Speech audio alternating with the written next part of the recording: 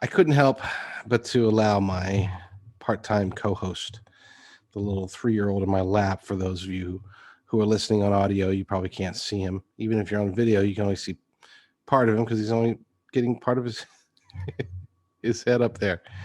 But he is going to have to go, though, because we do have a guest coming up, a gentleman who has done quite a bit in his career to expose the truth about guns, gun control, and how we as American citizens can protect our Second Amendment rights. We are very pleased that we're going to have... What did you say? You're not supposed to talk. You're supposed to be the silent co-host. Yes. No, stop kicking. Stop kicking the table. You're making noises. We better just cut to a break. Or not the break, an intro, so that I can get him out of the office and bring on our guest. So stand by.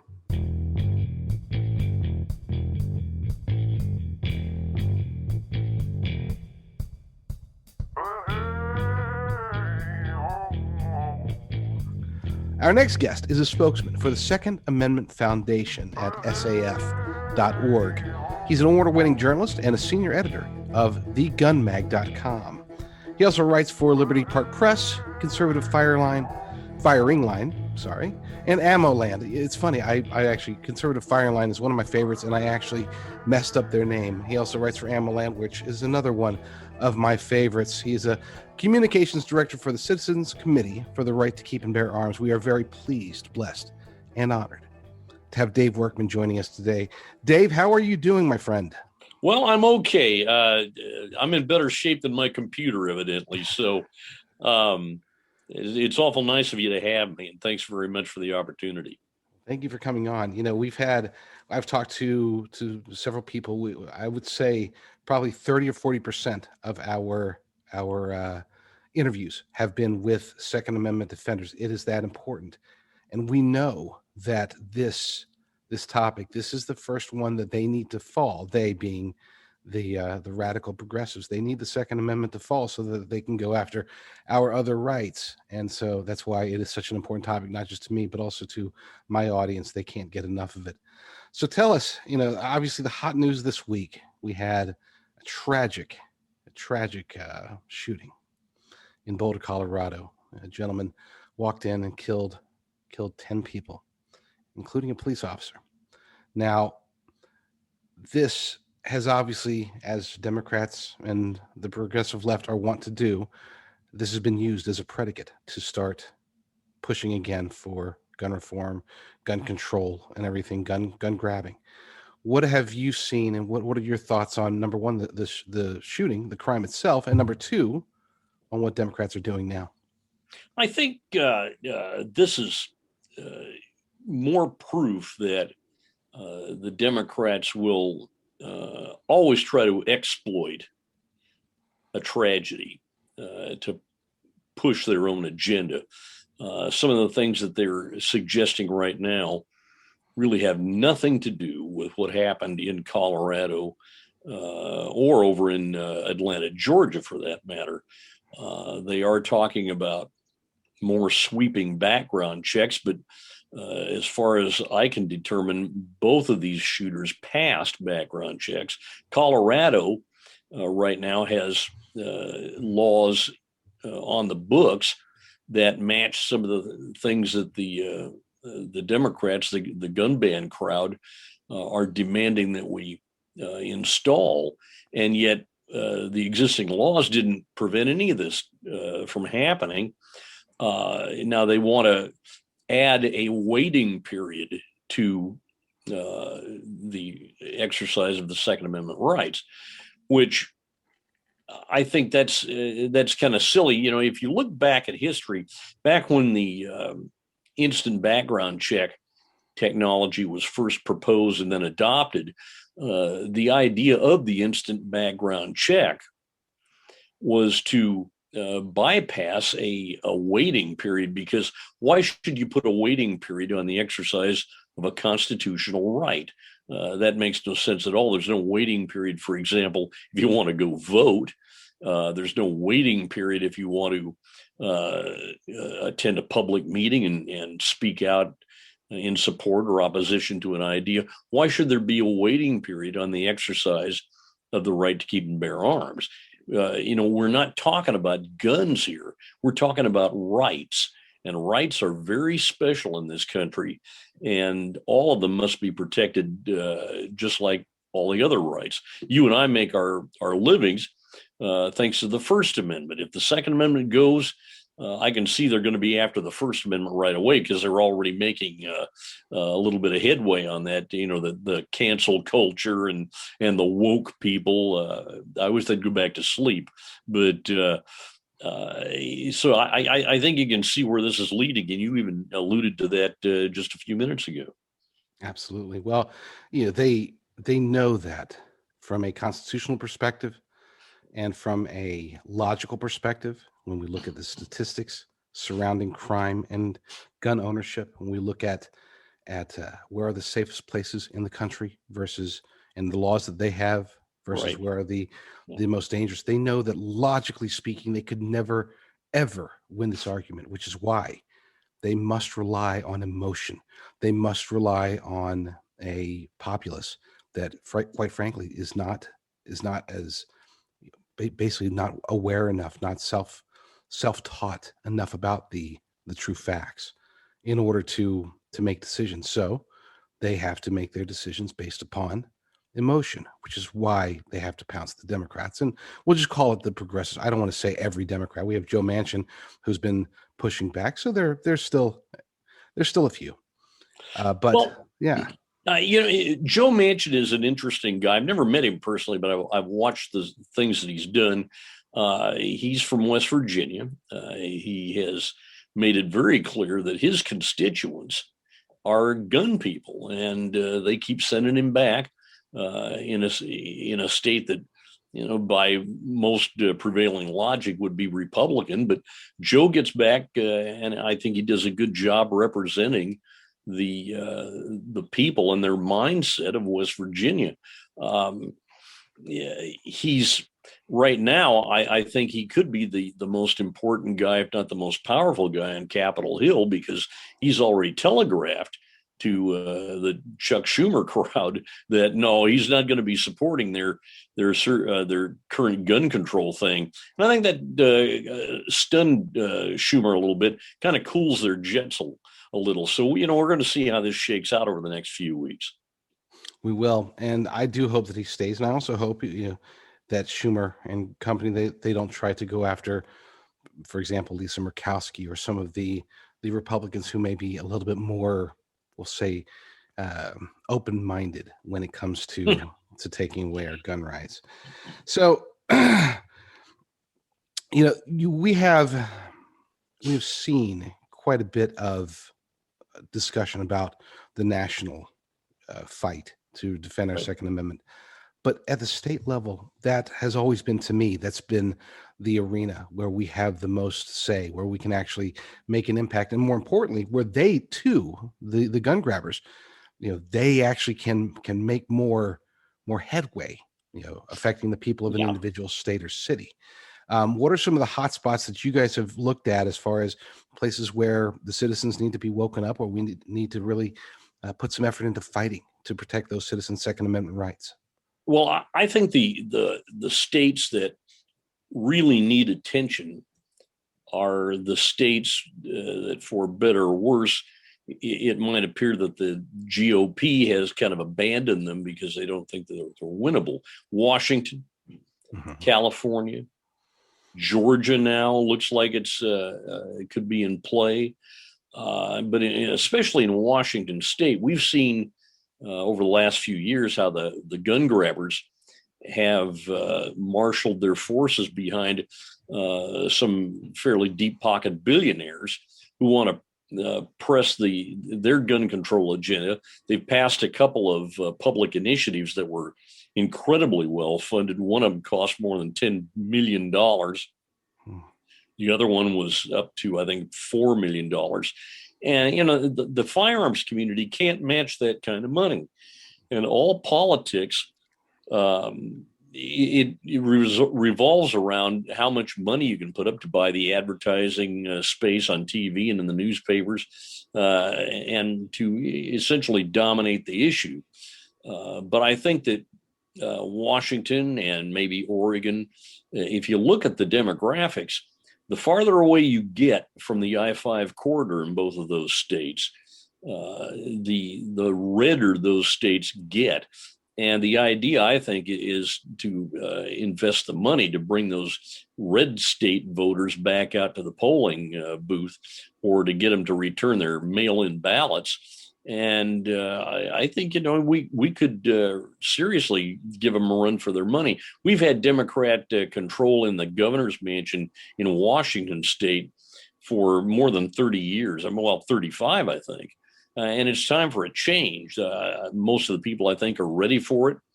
And let's hope that in the next election in 2024, they change direction and maybe start rolling back some of these crazy programs, including the gun control programs. I think that's important. Georgia, we've seen some trouble down there. Arizona's another state where I think the GOP, the national GOP, is going to have to spend a lot of money to educate people, to get their message out. I just write about this stuff, but I also watch it. And I can understand at the local level how gun owners in particular could be disturbed by what's going on. In Montana this last year, they changed from a Democrat governor to a Republican governor. They've adopted legislation there just about a month ago that brings what they call constitutional carry, permitless carry. And that's a great stride forward, I think. There are a lot of people out there who I think reasonably wonder why it is that you need a permit to carry a firearm for personal protection outside the home. And, we've got the Second Amendment. And according to some of these guys, that's the only permit they need. So, it's watching this process. I think it's important for the public, recruit good candidates, get them out there, finance their runs, help them in their campaigns. Don't just sit back and watch and expect the other guy to do it, because we're all in the same game. And if the boat sinks, we're all going to get wet. That we are. And that's a perfect segue to my last question. I always like to end with that question, which I'm going to save because I have one more question before the last question. We'll get to it. I know I'm confusing myself already. You did mention Georgia, though. Yeah. And, Georgia obviously had another shooting as well. You've written about Georgia and what happened down there. What's the word? What's the word around there? Is this state, which is supposedly red turning purple, that's allegedly elected two Democratic senators just now? Is Georgia really a major target that we need to help, I guess you could say? Yeah, I think it is. You've got Stacey Abrams out there who's really got a seriously powerful political machine, and don't sell that short. Politics, all politics is local. Tip O'Neill said that. And when you've got somebody who can organize people to vote, whether you agree or disagree, there's a lot of power in that.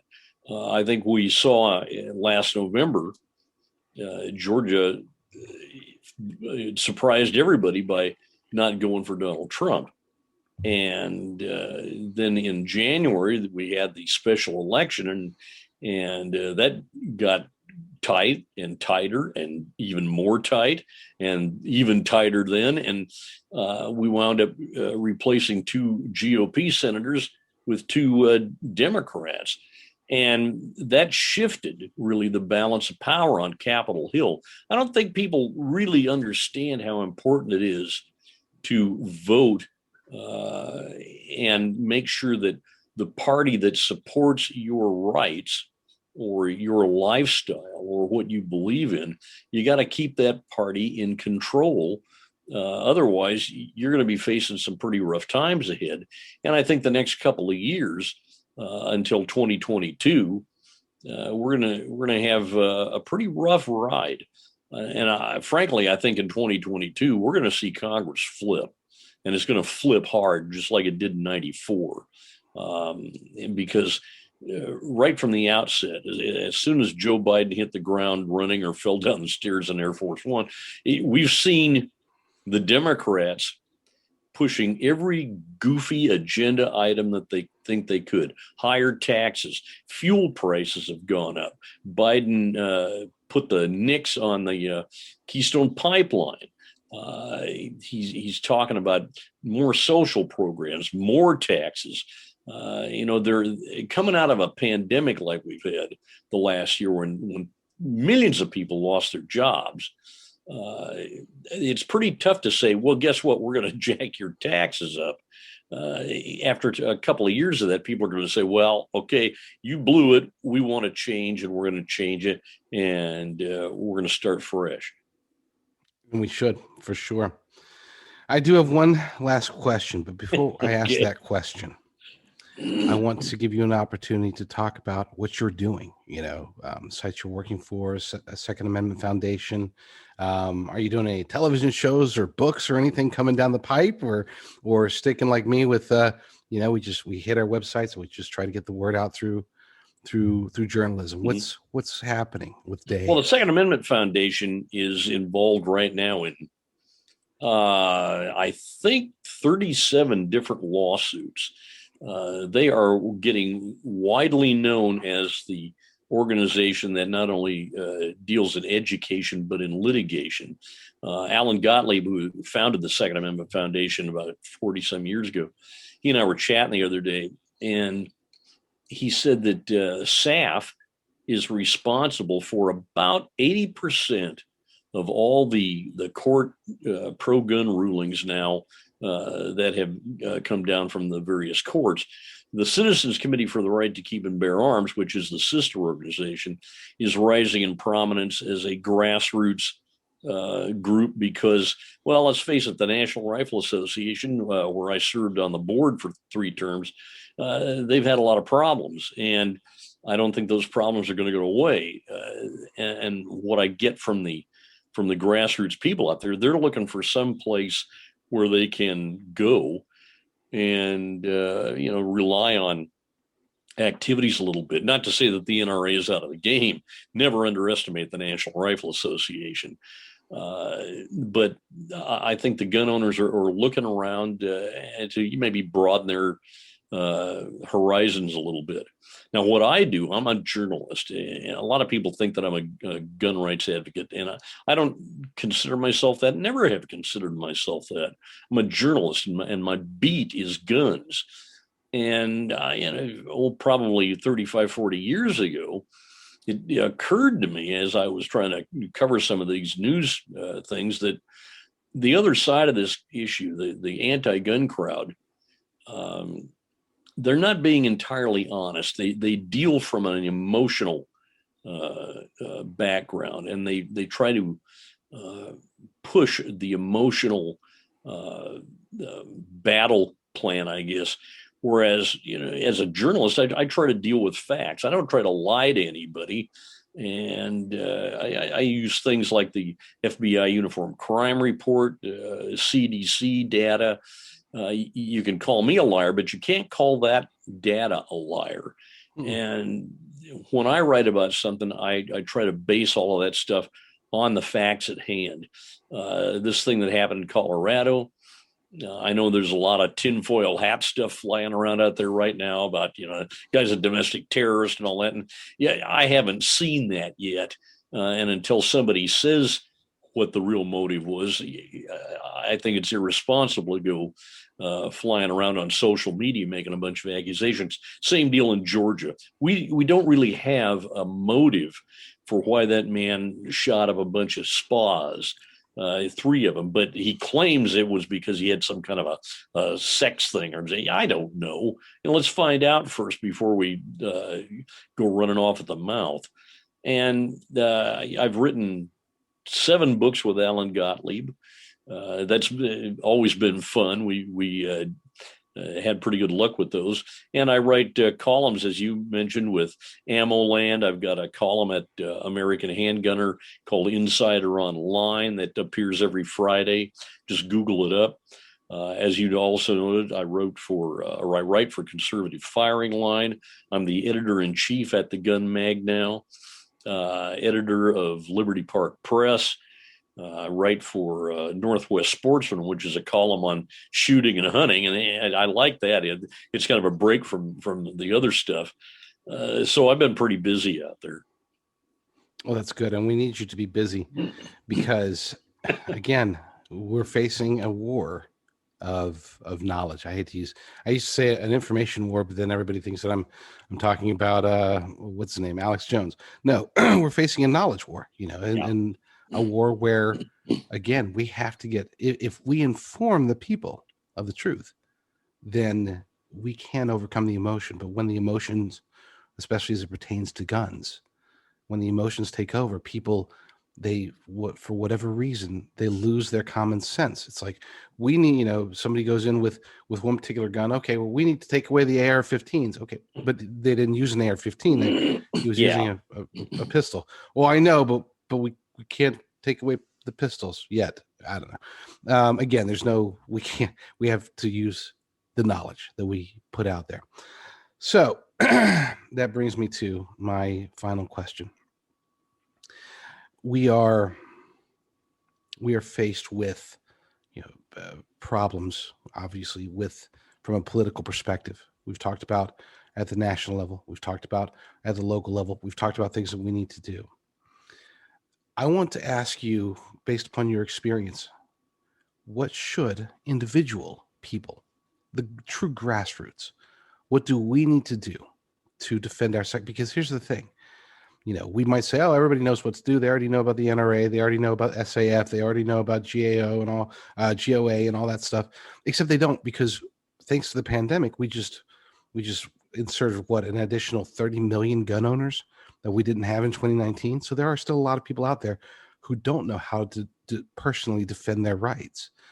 What advice would you give people, and where should people go to participate in the grassroots? I think the first and most important thing for gun owners who want to protect their rights is to get up off the couch and stop depending on the other guy or that organization in Virginia or the organization out here in Bellevue, Washington, to do their fighting for them. Politics, you may not be interested in politics, but trust me, politics is interested in you.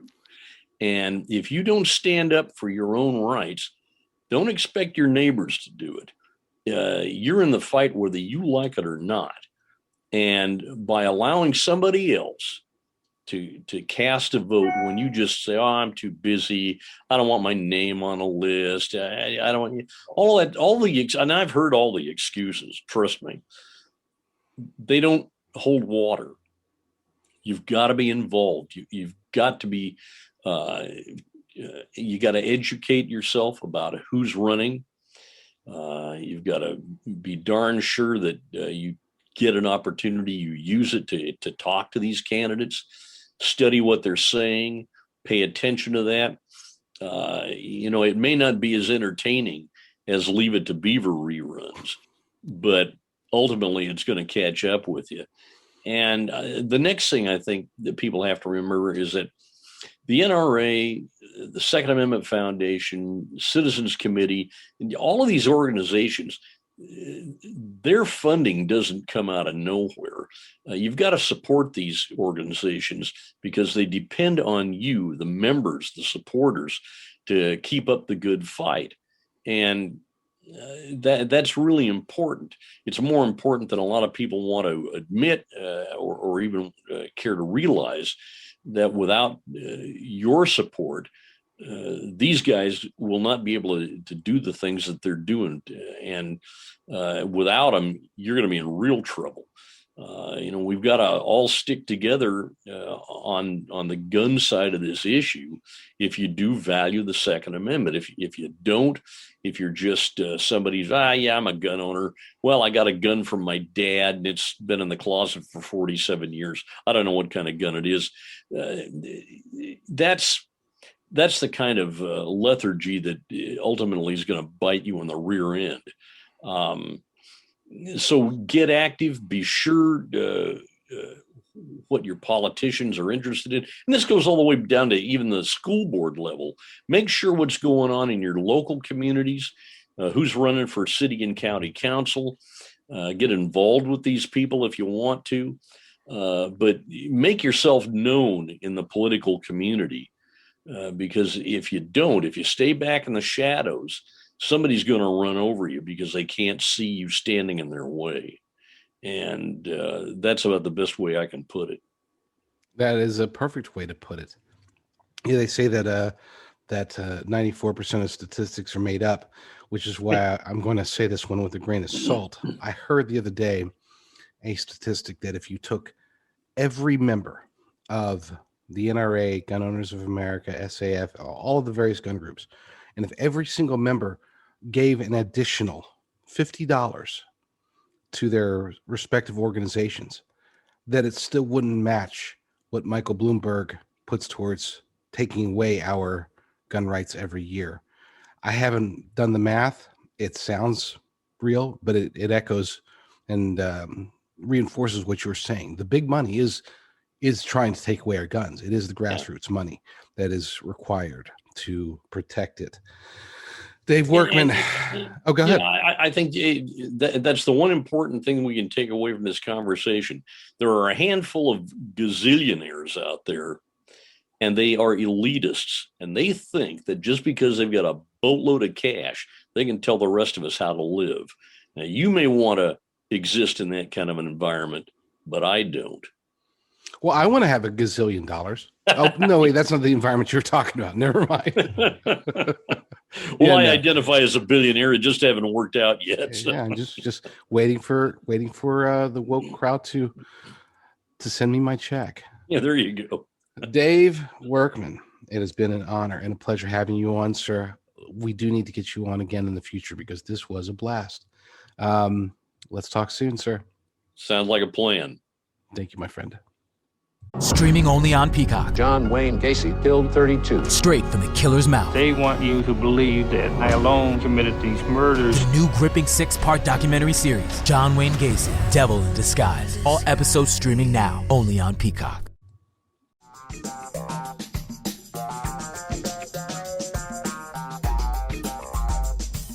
Hey, welcome back. You're on with Two Mics with the news update for Freedom First Network. Dr. Michael Schur and Colonel Mike going to run down a few items for the news break on the Knock Report. Good morning, Dr. Schur. How are you? Colonel, I'm fine and delighted to hear from you. Oh, it's a great day in the neighborhood. Had a little drizzle last night. The winds finally came through. It warmed up. I opened up the window, slept like a baby, and that's why I got up late. Well, that happens, and my dad always used to say, if you can sleep, you need it. That's right, sir.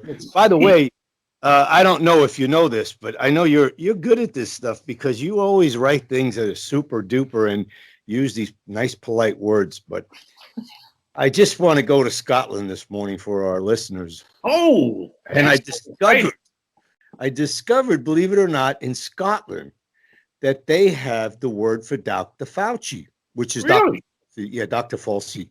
So we're going to give him a new name. And this morning, I'm going to use the name, and I guess you probably know the definition. It's called cockwomble. Cockwomble. Yes. Cockwomble.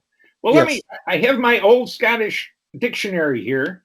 Go ahead. And I'm going to, I'm looking it up. I'm on A, B, C. Here it is. Colonel, it's perfect. Cockwomble. It means a person, usually a male, who is prone to make outrageously stupid statements or inappropriate behavior while generally having a very high opinion of his own wisdom and importance. That's it? Yeah, I think that's Fauci's autobiography. That is Fauci. He is the cockwomble of America. He is America's cockwomble. We have to find another definition in the beautiful Scottish language or the Irish language for Dr. Mummy. I mean, President-elect Mummy, or supposedly President Mummy. You saw the video this morning, correct? Yes. He had a press conference with like a school desk in some room somewhere. I don't know where it was. And after he spoke, he looked to his left and he goes, "What do we do now, Jerry?" And he goes, "Well, okay, well, you all have to leave the room now. We got to change his diapers. Okay, bye." You know? No questions. We don't have time. No, we don't have time for questions. You can go talk to Mr. Cockwomble. Cockwomble. Or you can talk to Zuckerberg's sister, Jen Psaki. Yeah. It's just like, looks just like, hey, by the way, Mike, you know that Zuckerberg, they said he's the largest funder of lobbyists in Washington. He beats all other companies. You wonder why. Well, they've broken so many laws in terms of monopoly and kind of antitrust things that if they don't keep running, somebody's going to catch them. And then they're going to pay so many of those billions that they've gotten for nothing are going to go into the Treasury. Well, this is a news break, so tell me what you'd like to speak about. There's so much good news, Mike, every day. Oh, every day there's more good news. Now, the one I wanted us to take note of this morning is the Epoch Times is running a story that the Biden administration is going to ask the Supreme Court to allow police forces to break into your house without knocking and without a warrant and search and seize whatever weapons you have in the house. And they're saying that they need this authority to prevent suicides. Oh, now, see, that it's a health measure. It's probably a Fauci idea, but it's another health measure from these geniuses. I have a hunch, though, that it is because it's completely unconstitutional. The Supreme Court could always say yes, but I think someone should make an appeal to the court to say this is really the Democrats and their supporters and the Democrat supporters and the police trying to commit collective suicide. They've been so utterly unable to govern the United States in any effective way without hurting the citizenry and the government of the country that they're ashamed, but they don't have the guts to kill themselves. So they want American citizens to kill them for what they did. And if there's anything that's going to get them killed, it's going to be coming through a door with no warrant, no knock, no nothing. They'll be greeted with a unfriendly inhabitant, perfectly within his rights to defend his home. So I'm interested to see how this one works out. I think, Mike, you're absolutely correct. I mean, this is just a power play of just saying, look, we already beat you on the First Amendment, freedom of speech. We put Zuckerberg and what looks like the Unabomber, the head of Twitter, in charge of your free speech. Yeah. And we basically ripped off your election, not once, but twice. And we neutered you and you did nothing. So we think it'll be easy to do. Now, the fact that we have the right, the Second Amendment, the Constitution, and like you said, with Supreme Court, you never know. Then they are looking to commit suicide, I think, too. There's going to be a time, I think, in this country, and people in my dad's generation used to say, you'll probably live to see them hung at lampposts. Yep. And there's going to come a time. Now, with a renegade and a fruitcake that he is, what's his name, Roberts, anything's possible, okay? But if they thought for 1 minute that those hooligans that went around last summer and broke balls on Huckabee and people like that, going out to eat with their family, if they thought that was what made them shit their pants, like Kavanaugh, and what's her name, the lady who got on the court. Yes. That's why they voted the way they voted. If they thought that was, they have no idea what they're in for. No, I think that's right. I think they live in such a bubble that when they're greeted with enormous amounts of lead instead of cookies and milk, it will be a surprise as they pass away on the lawn. They have not reviewed the past history of how communism takes place. You know, the Bolsheviks, Cuba, Venezuela. You know what I mean? All of the useful idiots, as Stalin used to say, eventually go. Okay, but it's not going to be from the communist side as much, you know, the Chinese side, let's say, and the infiltration of China as it is going to be the citizens, because that's the last straw. I think that's right, Colonel. I think they're in for from our side, a pleasant surprise, a pleasant duty, which it is a duty to prevent oppressive government and authoritarian government. But from their side, it would be a surprise that we don't bend over again. Yeah, that's what they're thinking. I think they're, you know, it's such a power grab. They figured, you know, and this has got to be orchestrated by Obama and his people over Yep. there. It's just as you said, Colonel. You said many times, and you said this morning when we were speaking, that they think they don't have to abide by anything that's in the Constitution. They just don't care. And all the more reason that, you know, perhaps in every state that's ruled by Republicans, the assembly ought to offer a state tax deduction for anyone who buys a weapon and 1,000 rounds of ammunition. Mm-hmm. And just to prepare ourselves for, these people are not Americans. They're just slavers. They're what the Democratic Party has always been, a party of slavers, slaveholders, slave traders, slave importers. That's what they are. It's just like 1850s over again. And it's time they're taught a very severe lesson.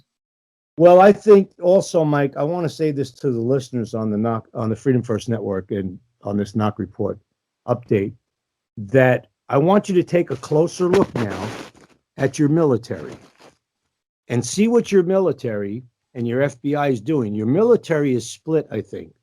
There's two militaries. There's one that's pro-America and other ones that are looking for the 30-year or 20-year payout. And eventually, when they infiltrate it with enough of these pansies, you know, and whatever they're putting in there, the trannies or whatever, these people will go against the American people. Okay, that group will. But the pro-American patriots that, you know, wear the uniform, I think they're aware of what's happening. It's like kind of a split. But you also have a renegade FBI who's using, you know, armed power to knock down doors and take people out and surround them. And this is all, Mike, as you know, it's a psyops to get everybody scared. Ooh, they're going to come for you. They're going to raid your home. They're going to look in your home. What gives them the right to do that to people?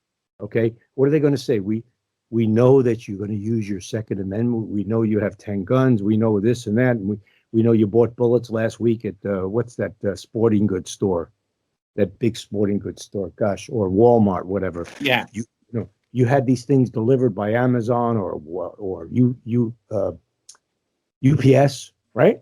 So we know. Well, you know what? What we do know is if we stop paying taxes, you can't run a country, right? Now you can put all the liens you want. Come and get it. That's what it is. Yeah. You just defund them. You know what I mean? It's like a drug addict. You stop giving them drugs. You know, and that's what it is. But this other thing is last thing I want to say, and then you can go because I know we have a rush this morning, but I want to say something about Trump, which really was disappointment in a way. Trump came out and finally said something in the press. And believe it or not, of all networks, he won on Fox News, which was kind of disappointing since they called the election early. Yep. But he went on with this lady, this brunette lady, Lisa something. Don't recall the last name. I don't even remember who she is. I don't know who she is. You know, I've never seen her before or heard her. But I mean, she had one of the dumbest questions, Mike. Do you think the Bidens are corrupt and or in the pocket of China kind of thing? And I'm like, hello? Hello, did I just hear that?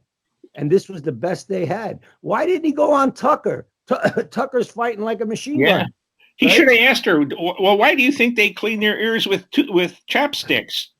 I mean, if they're, I don't want to say what color of the hair, but they're not dumb color of the hair. They're dumb of the other hair. I don't know what it is. But, you know what I mean? And it's like a Fox special. But you know where I found the clip?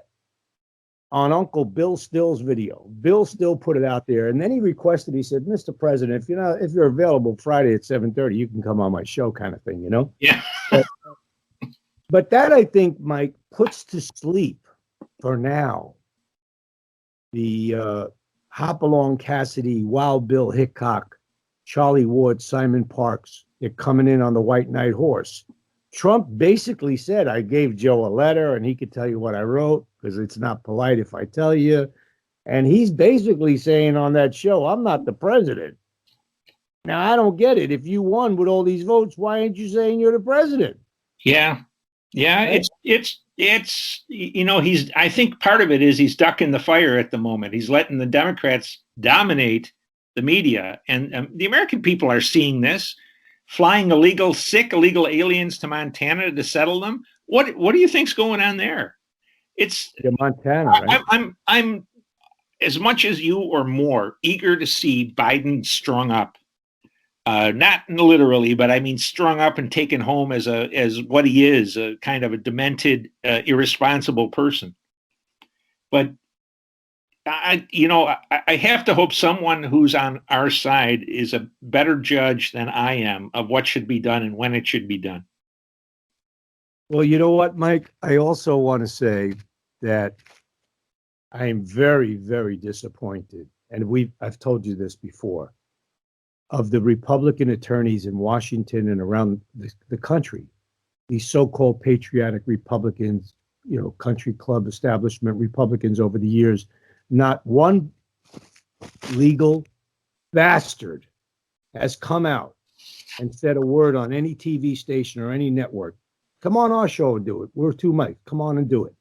And tell us why they won't defend people who are getting their doors knocked down in the middle of the night and their children and their wives stuck in the snow because they went to Washington to a protest. You're all a bunch of spineless bastards, okay?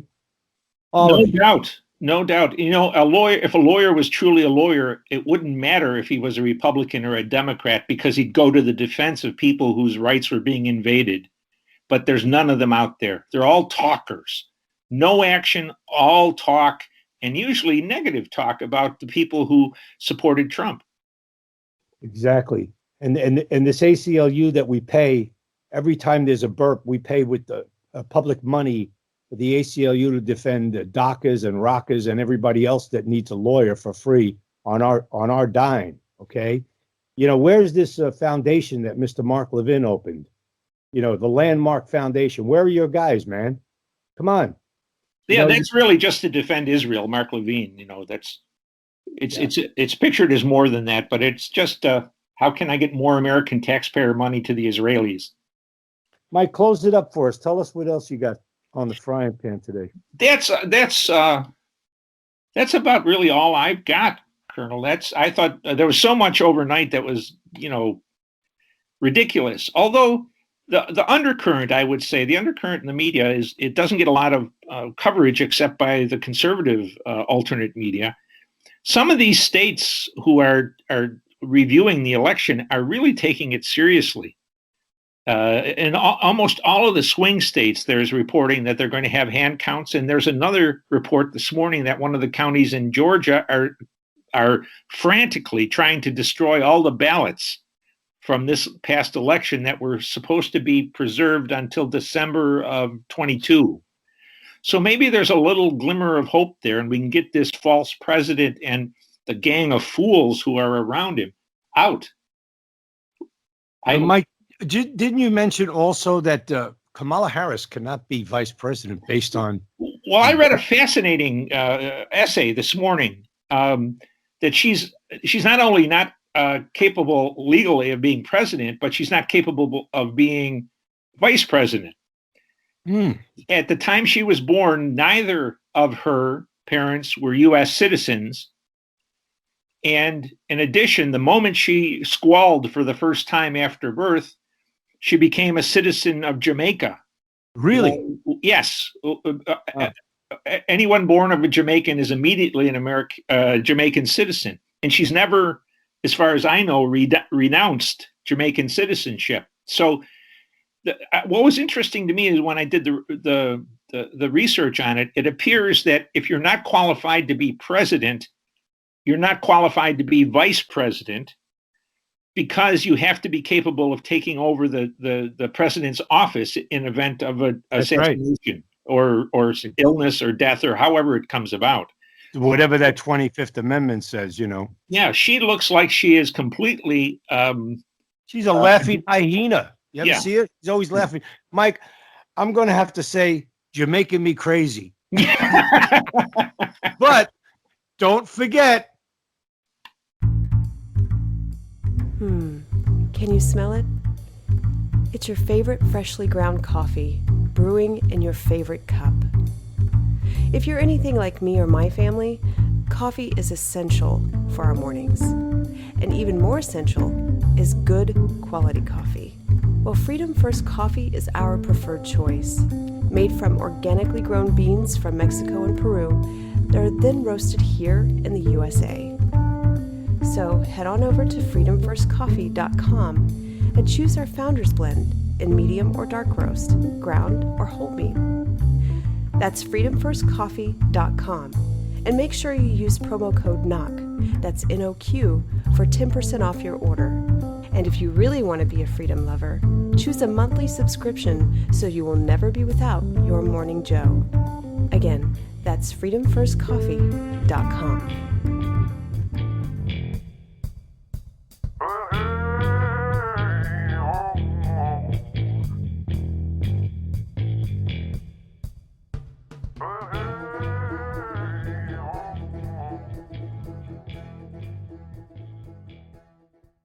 Oh, now they need to see my birth certificate.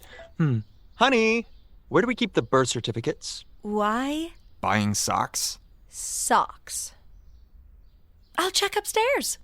It's easy to be unsafe online. You're the best! Now it's easy to help protect yourself. Norton 360 with LifeLock gives you device security, a VPN for online privacy, and identity theft protection, all in one. Opt in to cyber safety. Save 25% or more off your first year at norton.com/news. Streaming only on Peacock. John Wayne Gacy killed 32. Straight from the killer's mouth. They want you to believe that I alone committed these murders. The new gripping 6-part documentary series, John Wayne Gacy, Devil in Disguise. All episodes streaming now, only on Peacock.